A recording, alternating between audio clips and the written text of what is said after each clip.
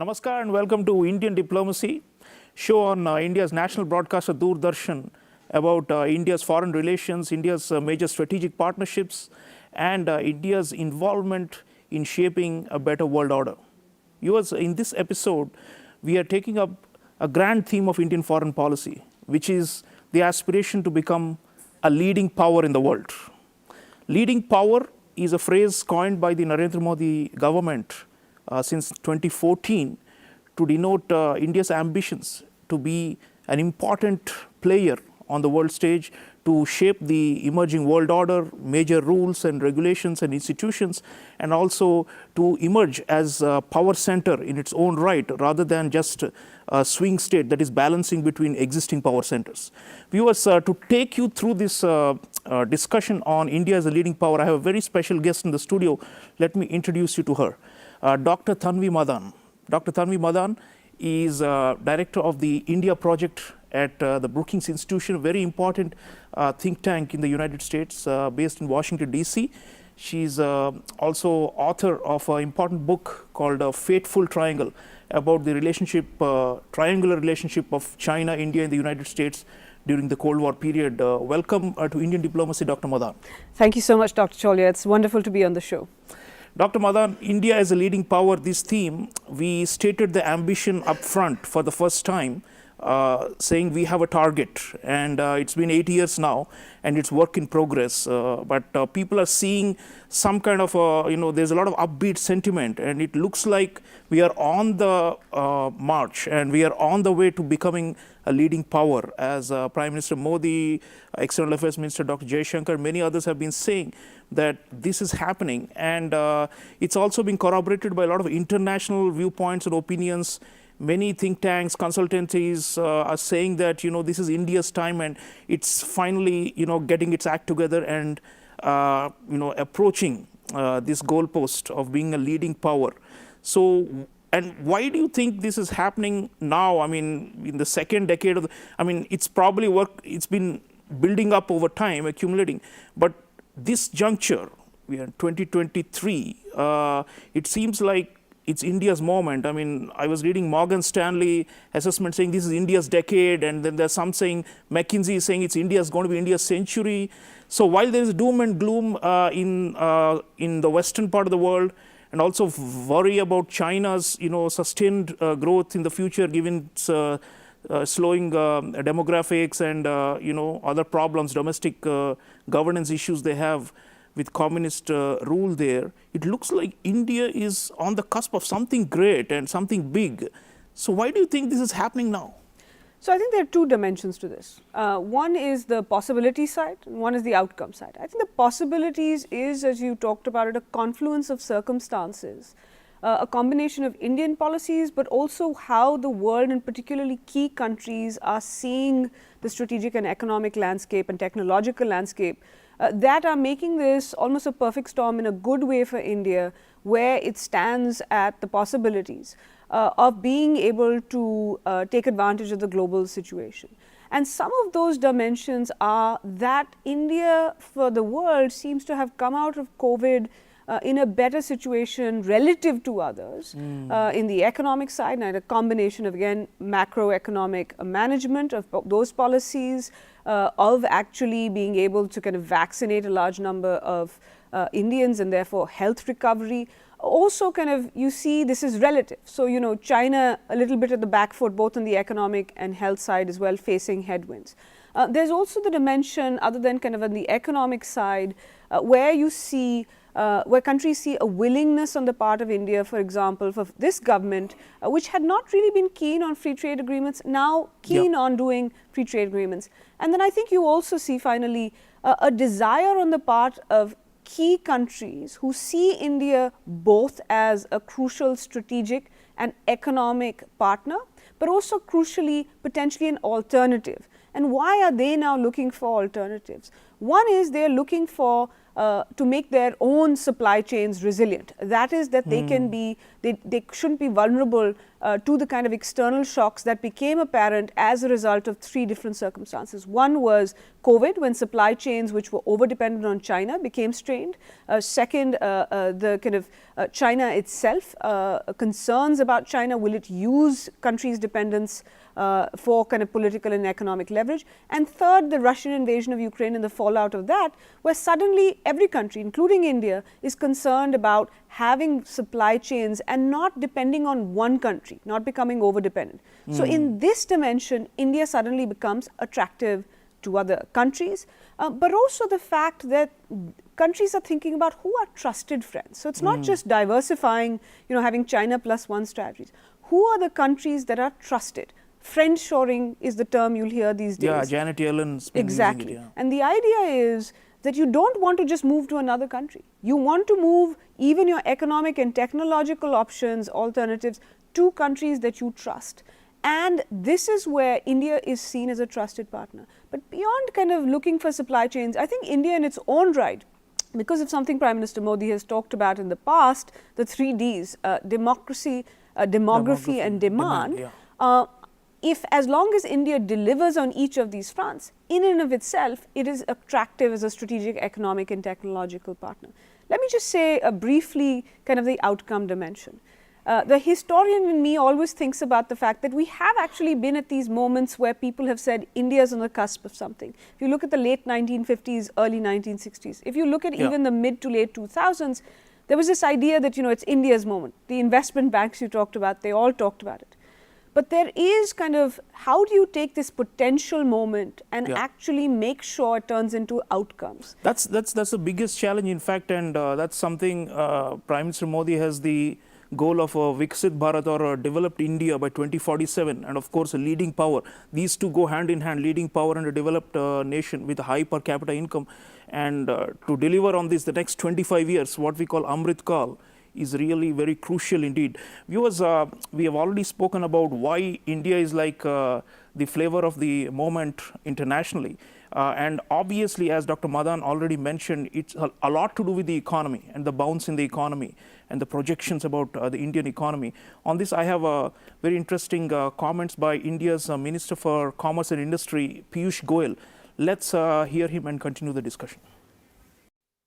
You're all aware of the game-changing economic reforms that have happened in India, be it GST, be it IBC, be it the effort to decriminalize laws and make it easier to do business, the fact that we are trying to reduce compliances significantly, the low corporate tax for new businesses coming into India, the removal of the dividend distribution tax, which was a deterrent for international investment into India because A, they were paying almost 22% on their dividends, B, that was not getting a tax set off on the DTAA. The single window that we have tried to create, all of these are clearly pointing to a very renewed enthusiasm in India to expand the frontiers of business, economic activity. I very often said that as growth rates in India are suggesting, we will be a $30 trillion economy in the next 30 years.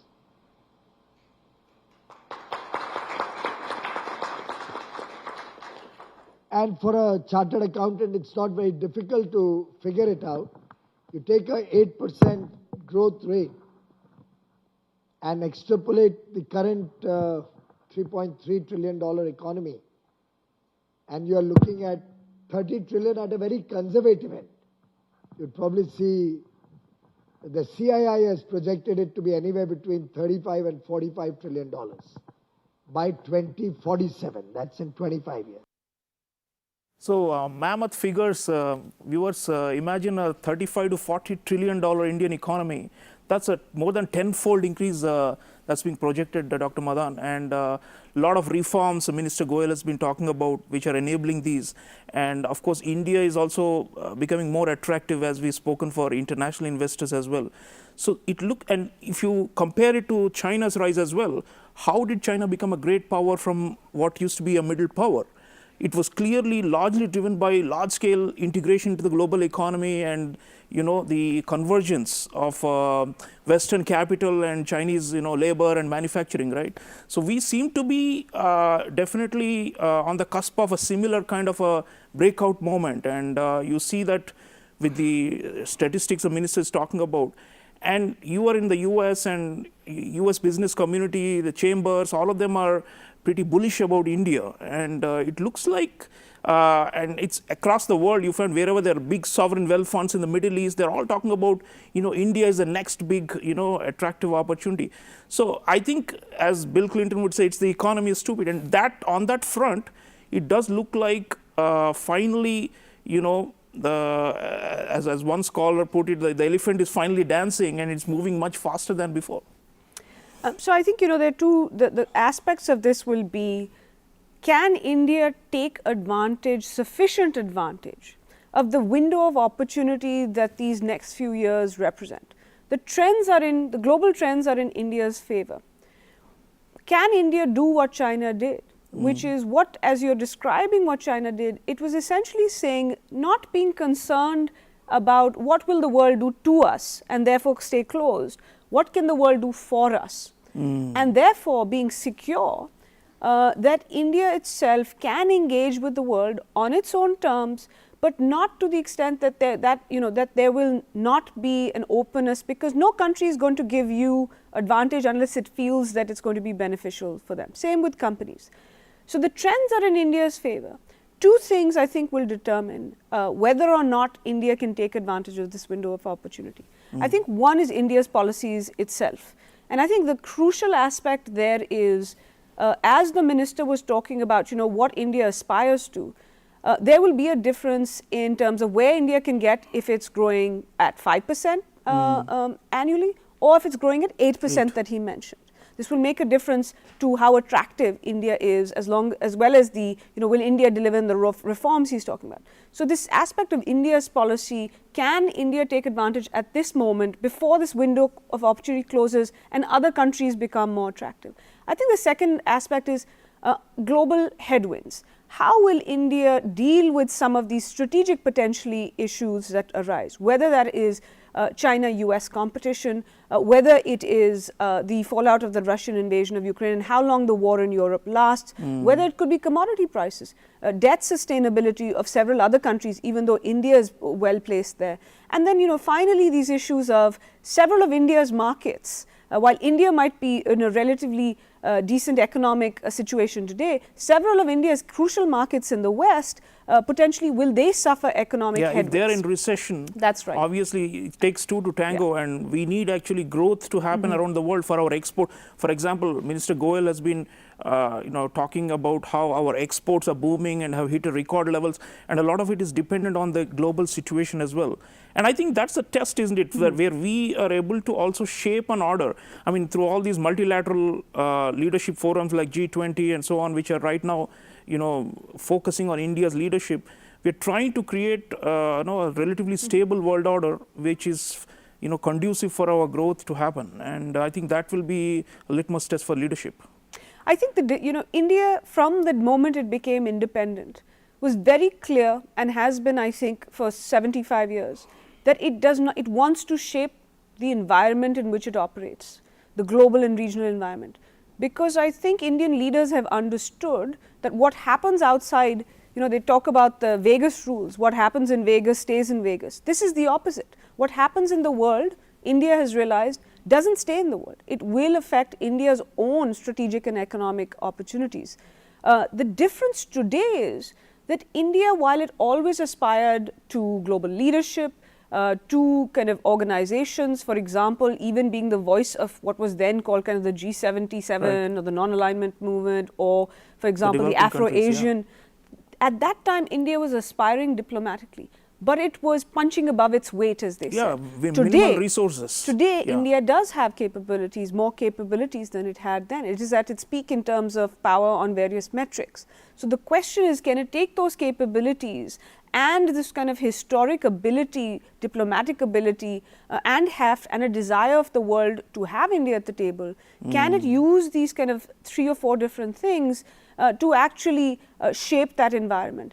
Now, one thing I think India will also face, which I think many leaders acknowledge, is that India can't shape it entirely, but it's a question of, for example, trying to achieve peace and stability in the world, not for this, just for the sake of peace and stability, but a region and a globe in which there is war. As the Prime Minister said, why does he say this is not should not be an era of war? Because he has talked about, since he came to power, there should be countries that have a development mindset, not an expansionist mindset. Because in a world in which countries, especially those around India, have expansionist mindsets, that's not a world that is conducive to India's own aspirations. It's not a world, but we're still trying to be able to navigate these, troubled waters. The UN Secretary General, viewers, says that we are living in the gravest moment of maximum geopolitical discord and division, and that it's a matter of great concern for all of us. So how we navigate this is really going to be one of the yardsticks by which India as a leading power is going to be measured. On this, viewers, I have interesting comments by India's External Affairs Minister Subramaniam Jaishankar about why India matters more in the world today and how it's stepping up to take greater responsibilities. Let's watch him. We see a growing recognition in the world that India is now getting its act together. Equally, there is a realization that the big issues of our times cannot be solved without India's contribution or participation. This is a moment when India resets the terms of engagement with the world. It is also a juncture where we should be prepared to take up greater responsibilities. So, for those who are starting off in life, like so many of you, I can only say that there is every reason to be confident. India today has a leadership and a vision, as well as the perseverance and the commitment to enhance its global standing. To those more experienced who've been part of our national journey for the last 75 years, they will surely appreciate the transformation underway and the opportunities that it has generated, opportunities perhaps that my generation did not have. But to all of them, I would only say that I'm sure that they share the conviction that today India matters more in the world, and we must make the most of it.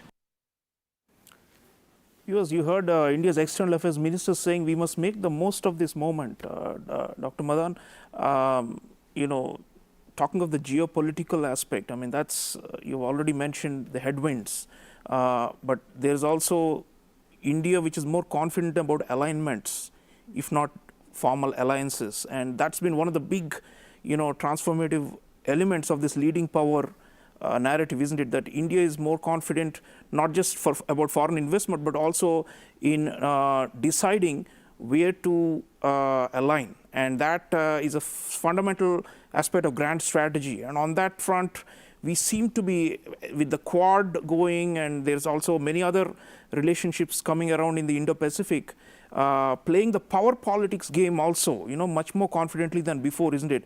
So taking responsibilities to shore up the regional order, that's also a sign of a leading power, isn't it?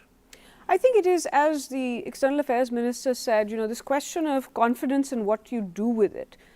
Towards the end of that quote, he said, India must make the most of it. I think that is also a reflection of the recognition that there's nothing natural about it. It's going to take hard work. It's going to take the ability to make choices. And I think there's also, for example, a recognition over the last kind of 2 decades in India that whether it's protecting India's security or, for example, economic growth, prosperity for as many Indians, for all Indians for that matter, but also trying to be at the kind of technological leading edge. In an ideal world, India might want to do all of this on its own. But in the short to medium term, India is going to need partners to achieve those objectives. And the confidence to say that I am willing to partner with these countries, even if it means moving away from kind of a pure strategic autonomy goal.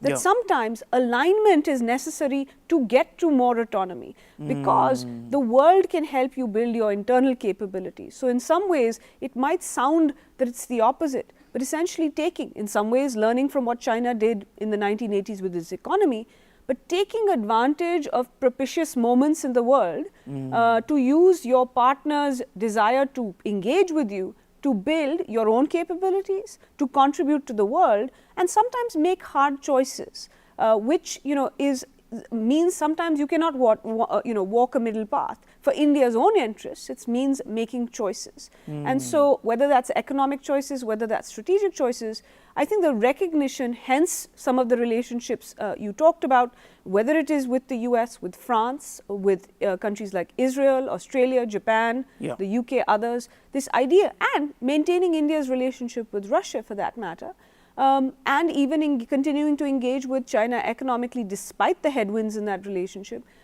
the understanding that you need kind of the world to grow even as you make yourself more resilient to the headwinds that the world might pose for you as you open up. And you need certain partners for certain reasons and for in certain issue areas. And so it's a complex arena where they're not necessarily just two camps, like a Chinese camp or an American camp, but India is trying to extract the maximum utility from whoever it engages with, and that seems to be the right thing for a rising middle power, which is projected to become a great power or leading power. Dr. Madan, on the security and the military front, India has been trying to also modernize its military, and that's again a big element of the way you measure comprehensive national power. And is for a long time we've been dependent on imports of major weaponry, but now slowly you see some landmark projects. For example, we have now gotten our own indigenously built aircraft carrier. That's a showpiece item, but there's much more that's being done. And there also the technology and the co-production and joint development with key partners, including the US, is critical, isn't it, for us to become a military power. Right now, if you see most of the rankings, even in Asia, after China, India is the biggest military power. But then to be a global power, to be leading power on the international arena, we need a lot more catch up to do, isn't there, on that front?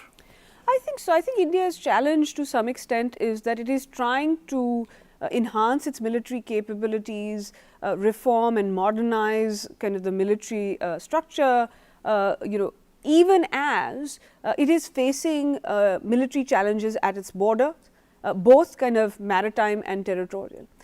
And so that is always kind of a bit challenging as you're trying to do both. Having said that, for the same reasons we talked about in terms of a window of opportunity, if India can make the most of a world where you have key countries who are actually invested in the idea of India being able to protect its own security and therefore then contribute to a larger global commons, they will today be willing to, for example, co-develop, co-produce in a way that might not have been, transfer technology in a way that might not have been possible in the past.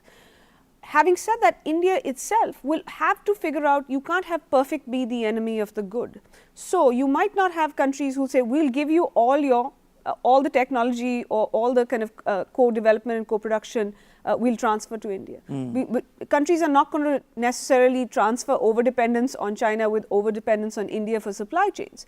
But for India to become a crucial part of global supply chains, even in the defense sales and trade side, but also to be able to export. The Prime Minister has talked about wanting to export defense equipment. India has already started and the to figures do it. are ticking up. Absolutely. Some of that is not full full platforms. It is components, with India becoming part of that supply chain. That's possible, but it will also require some compromise where you're not going to get 100% kind of reshoring. That it will be a combination of reshoring, onshoring, doing things in India, and engaging with friendshoring, that is working with trusted partners. So that means partners have to build trust with India, but India also has to build trust with these various crucial partners. Absolutely. And last point, Dr. Madan, is also just a general boldness and assertiveness in foreign policy. I mean, that's being increasingly noticed with India, and you've already mentioned how we have stuck to our core relationships without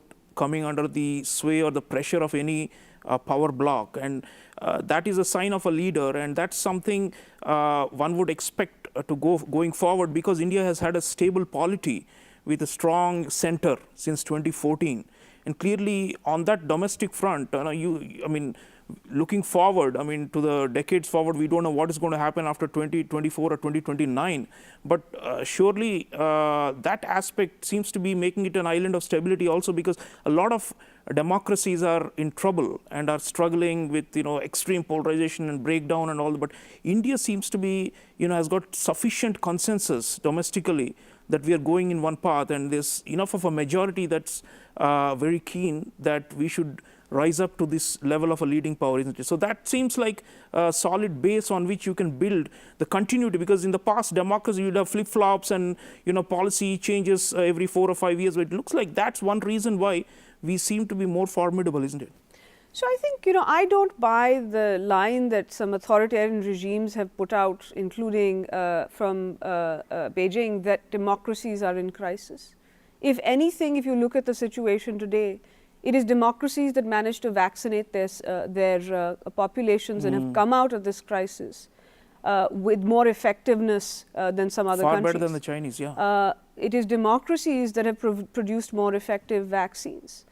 It is democracies that are still, for example, trying to solve the issues of kind of food security, for example, in the world. So I don't buy this line that I think democracies over time tend to be more stable, more able, more transparent. Yeah. And so even if you're a business, the attractiveness, yes, sometimes you can go to an authoritarian country and from the top you think there'll be more certainty. But you never know what's going to happen 5 years down the line. That's right. With democracies, that there might be minor flip-flops, but over time they tend to be more resilient. Policy tends to be more sustainability, because you have bought in, you have taken the public along. You have to make compromises along the way. You have to actually make these things sustainable. So I actually think, you've seen a situation now where there are a lot of things in place where India can take advantage. And democracy can be an advantage, says Dr. Tanvi Madan, viewers, and the point is, after the United States, there's a realistic possibility in a decade or two that we will see the second genuine democratic superpower, great power or leading power of our times. I want to thank Dr. Tanvi Madan for excellent insights. Thank you so much. The audience learnt a lot. Thank you so much, Dr. Chaulia. So viewers, India as a leading power is work in progress, but there are a lot of positive signals and symbols out there, and it's time for us to latch on to them and to believe in this idea and to will it into a reality. So do think about India's rise as a leading power. I'll see you again next time. Until then, keep watching Doordarshan. Take care.